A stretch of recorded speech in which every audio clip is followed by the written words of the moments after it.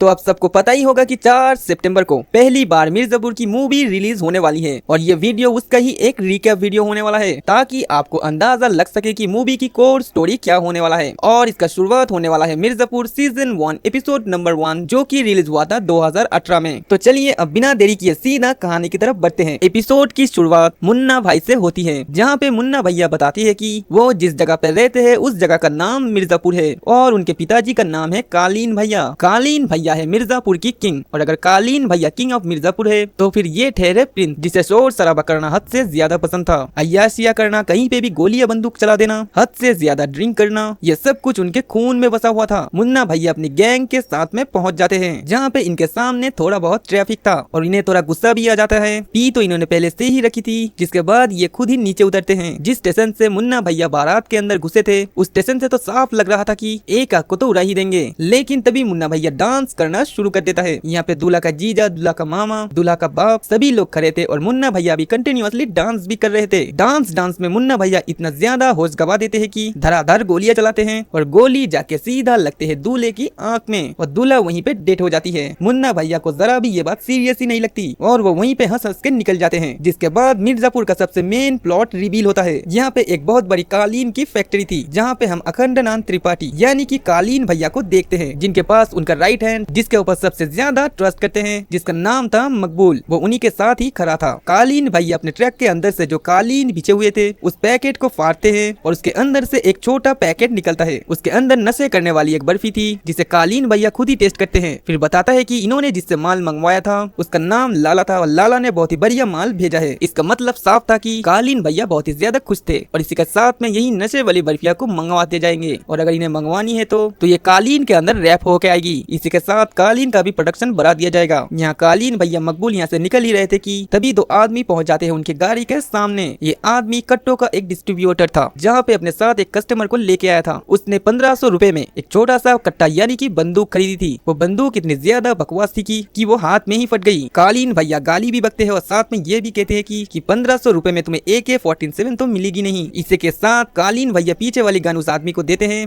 आदमी डरा हुआ था और वो कहता है कि मैं तो राइट हैंडेड हूँ। कालीन भैया कहते हैं कि तो ठीक है, आज से तू अपना सारे काम उल्टे हाथ से कर, लेकिन बंदूक चला। लेकिन आदमी जैसे ही लेफ्ट हैंड से बंदूक चलाता है तो वो बंदूक भी उसके हाथ में ही फट जाता है। कालीन भैया उस डिस्ट्रीब्यूटर को थोड़ी बहुत पैसे देता है कि जा इसको लेके जा हॉस्पिटल में और उसका इलाज करवा। और वो मकबूल को कहते हैं कि इसकी क्वालिटी ठीक करवाओ, ऐसे तो हमारा धंधा बंद हो जाएगा। जिसके बाद सीन यहाँ पे मिर्जापुर की कॉलेज में शिफ्ट होता है। क्लासरूम का एक सीन था जहाँ पे टीचर पढ़ा रहे थे और इसी के साथ में मिर्जापुर की मेन लीड कैरेक्टर 2 की एंट्री होती है यानी कि गुड्डू पहलवान और उसके साथ ही बबलू। गुड्डू पहलवान पिछले 2 साल से फेल हो रहे थे और टीचर उन्हें 1 नंबर का जुर्म भी समझते थे क्योंकि गुड्डू भैया को सिर्फ आती थी पहलवानी, पढ़ना लिखना तो बिल्कुल भी नहीं आता था और बबलू भैया थे काफी ज्यादा समझदार। पता चलता है कि इसी कॉलेज में इलेक्शन आने वाला है और इस कॉलेज के अंदर मुन्ना भैया तो इलेक्शन लड़ ही रहे थे लेकिन उनके ऑपोजिशन में दीपू सिंह नाम का एक लड़का खड़ा हो गया। जिसके बाद तो दीपू सिंह की खैर थी, दीपू सिंह को भगा भगा के पकड़ा जाता था। मुन्ना भैया और उसके दोस्त उसी क्लास में पहुंच जाते हैं जहाँ पे गुड्डू और बबलू भी पढ़ रहे थे। दीपू सिंह भागने की कोशिश करता है लेकिन गुड्डू उसे नीचे गिरा देता है और उसके बाद दीपू सिंह बहुत ही बुरी तरीके से पिटता है। इस क्लासरूम के अंदर ऐसी चीजें चल रही थी कि शायद कोई इमेजिन भी नहीं कर सकता। सर के सामने ही लड़के आपस में ही गुंडागिरी कर रहे थे, मारपीट कर रहे थे और टीचर कुछ भी नहीं बोल रहे। ये सारी की सारी चीज सिर्फ मिर्जापुर के अंदर ही हो सकती है। गुड्डू हमेशा से ही चाहता था कि काश उसकी जैसी लाइफ मिले, यानी कि उनका एक अलग ही टेंशन है। मुन्ना भैया सबको डरा चुके थे कि अगर किसी को वोट मिलेगा तो सिर्फ और सिर्फ मुन्ना भैया को मिलेगा। जिसके बाद हमें 2 लड़कियां दिखाई जाती है जिनका नाम था डिम्पी और स्वीटी। डिम्पी गुड्डू की बहन थी और स्वीटी उसकी फ्रेंड थी। जहाँ पे स्वीटी को पता था कि गुड्डू उसे बहुत ही ज्यादा पसंद करता है और किसी एक दिन स्वीटी भी गुड्डू को पसंद करती थी लेकिन हमेशा उसको छेड़ा करती थी कि क्या तुम मेरे बॉडीगार्ड बनोगे और अगर बॉडीगार्ड बनोगे तो ध्यान रखना तुमको सबको ही मारना पड़ेगा और तुम्हें बहुत ज्यादा ताकतवर बनना पड़ेगा। स्वीटी उसे छेड़ती है और उससे हंसी मजाक करके निकल जाती है। स्वीटी के फादर पुलिस वाले थे। इसी के साथ में सीन यहाँ पे पंडित जी की तरफ शिफ्ट होता है। पंडित जी असल में गुड्डू और बबलू के पिताजी थे जो कि एक वकील थे और उस टाइम पे लंच करने के लिए बैठे ही थे।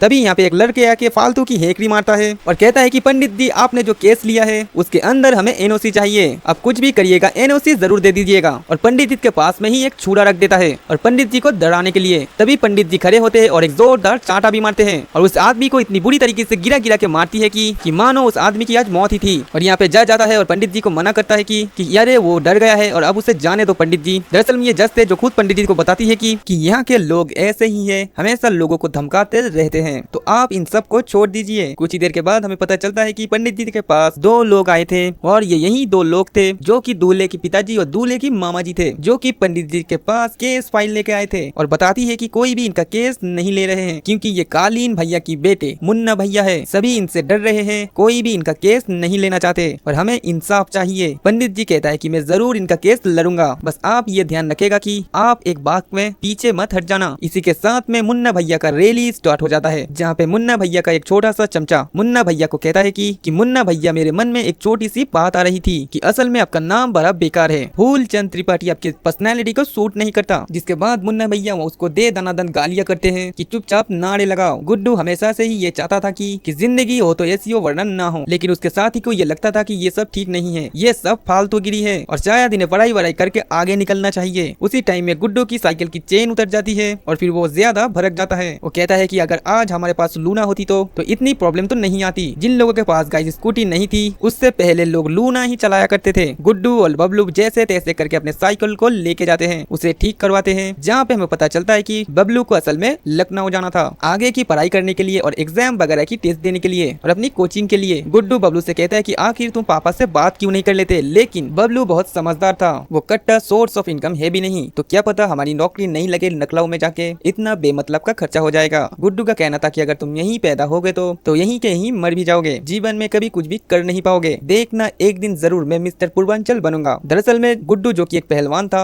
उसे हमेशा से ही मिस्टर पूर्वांचल के लिए खड़ा होना था, इसी कारण वो इतनी बॉडी वॉडी बनाया करता था। वो चाहता था कि एक दिन कालीन भैया के हाथ से उसे इनाम मिले, वो अपना एक जिम भी ओपन करे। जिसके बाद हमें कालीन भैया को दिखाया जाता है और उनकी यहाँ पे थोड़ी पर्सनल लाइफ दिखाई जाती है, जहाँ पे दिखाया जाता है कि उनका काम थोड़ा सा खराब चल रहा है। उनकी मैडम उनसे थोड़ी सी गुस्सा हो रखी थी और कालीन भैया को गुस्सा आता है, जहाँ पे वो उन्हें बोल देते हैं कि उन्हें चकले में बिठा देना चाहिए शायद। दरअसल ये कालीन भैया की दूसरी वाइफ थी, यानी कि मुन्ना की सौतेली माँ। इसी के साथ में कालीन भैया की बाबूजी भी अभी जिंदा थे, जो कि हमेशा से ही डिस्कवरी में शेरों की प्रोग्राम देखा करते थे, साथ ही अपनी बहू से प्यार भी दबाया करते थे। इसी के साथ शाम होने पे पंडित जी अपने घर भी पहुंच चुके थे और वो अपनी वाइफ को भी बताती है कि उन्होंने एक केस लिया है जो कि कालीन भैया की बेटे के खिलाफ है, जहाँ पे उनकी वाइफ भड़क जाती है कि आपको ये केस लेने की जरूरत ही क्या थी, ऐसे तो हमारे दुश्मन वॉर भी बढ़ते जाएंगे। इसी के साथ आपका एक परिवार है, 3 बच्चे हैं, अगर कुछ गड़बड़ हो गई तो फिर। लेकिन पंडित जी कहता है कि उन्होंने केस ले लिया है और ये केस वो जरूर लड़ेंगे। जिसके बाद सीन कालीन भैया के घर में शिफ्ट हो जाता है, जहाँ पे कालीन भैया और बाकी सारे लोग खाना बैठ के खा ही रहे होते हैं और वो मुन्ना भैया को पूछते हैं कि आखिर आप क्या कर रहे थे, तो मुन्ना भैया कहते हैं कि नहीं पिताजी हम थोड़ा सा बिजी थे। कालीन भैया कहते हैं कि आप कहाँ पे व्यस्त थे। मुन्ना भैया कहते हैं कि ऐसे ही थोड़ा सा कॉलेज में एक दीपू सिंह नाम का लड़का हमारे ऑपोजिशन में खड़ा हुए थे और उसे वहीं पे सुलटा दिया, यानी कि मुन्ना भैया अभी तक अपने बचपन वाले केस में ही लड़ रहे थे, इसीलिए कालीन भैया कभी भी मुन्ना को सीरियसली नहीं लेते थे। और इतने ही देर में यहाँ में पुलिस ऑफिसर भी आ जाता है। पुलिस इतनी डरती थी कि वो पहले आके बाबूजी के प्यार दबाते थे और फिर कालीन भैया से कहते हैं कि आपसे मिलने की मन कर गया। फिर पुलिस वाला थोड़ा सा डरता है और उसके बाद कालीन भैया के कान में कुछ कहते हैं। वो कहते हैं कि मुन्ना भैया ने बारात के अंदर मेन दूल्हे को ही उड़ा दिया, जहाँ पे अब तो कालीन भैया सच में भड़क जाते हैं और मुन्ना के ऊपर कंटिन्यूअसली चिल्लाने भी लगते हैं कि आखिर तुम ये करते क्या हो, तुम्हें समझ में नहीं आता, बारात में जाके दूल्हे को ही मार दिया। फिर मुन्ना कहता है कि आखिर ये पुलिस वाला ये आदमी बेकार में आके आपको भड़काता है। कालीन भैया कहता है कि ये पोस्टमैन है, कि पोस्टमैन की कभी ली नहीं जाती है, अगर तुम पोस्टमैन के बेइज्जती करोगे तो अगली बार से तुम्हारी चिट्ठी भी लाके नहीं देगी। कालीन भैया मकबूल को बताते कि आखिर तुम तो दे सकते थे ना, इतना बड़ा मैटर हो गया। मकबूल कहता है कि आप टेंशन मत लीजिए, मैं सुलटा लूंगा। कालीन भैया फिर गुस्से से कहते हैं कि क्या तुम सुलटाओगे, अगर मुन्ना भैया कांड किए हैं तो उसे सही भी मुन्ना भैया ही करेंगे, और आखिर मुन्ना को ये गन्स देता कौन है, इसे बुलेट काउंट करके क्यों नहीं दी जाती है। तब मुन्ना गुस्सा हो जाते हैं और बोलते हैं कि और हमारा आखिर कट्टो का ही बिजनेस है, और अगर हम इससे थोड़ी बहुत गन्स ले ली तो इससे दिक्कत क्या है। कालीन भैया भड़क जाते हैं और कहती है कि कल जब हम बाकी व्यापार खोलेंगे तो क्या उसमें भी अपना सिर घुसाओगे।